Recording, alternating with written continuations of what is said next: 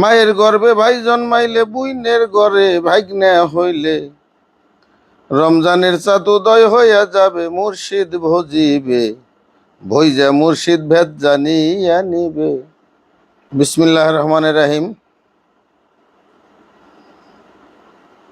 সর্বপ্রথম আমার 4 তরিকের মুর্শিদ কেবলা, গানের উস্তাদ, বাংলার বাউল সম্রাট আব্দুর রশিদ সরকার,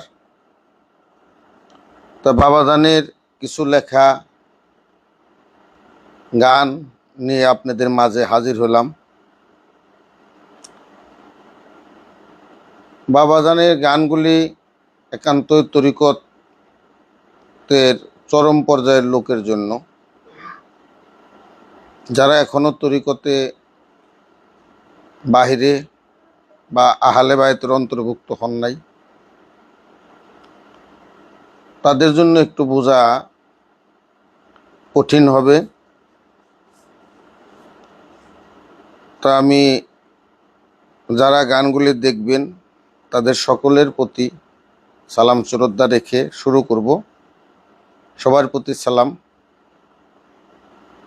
ধন্যবাদ। মায়ের গর্ভে ভাই জন্মাইলে, বুইনের ঘরে ভাগ্নে হইলে, রমজানের চাঁদ উদয় হইয়া যাবে, মুর্শিদ ভজিবে, ভইজা মুর্শিদ ভেদ জানিয়া নিবে। 3 ভাগে বিভক্ত রোজা, কোরআনে তা বলছে সোজা, প্রথম 10 দিন বরকত হাসিল হবে,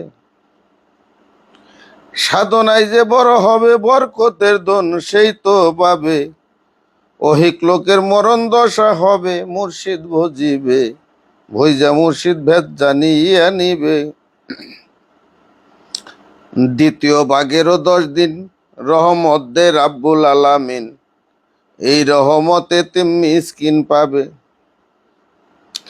আরো পাবে মুক্ত যারা, যে জন পীরের ভাবের মরা, মতু কেবলায় আনতা মতু জবে, মুর্শিদ ভজিবে, ভইজা মুর্শিদ ভেদ জানিয়া নিবে।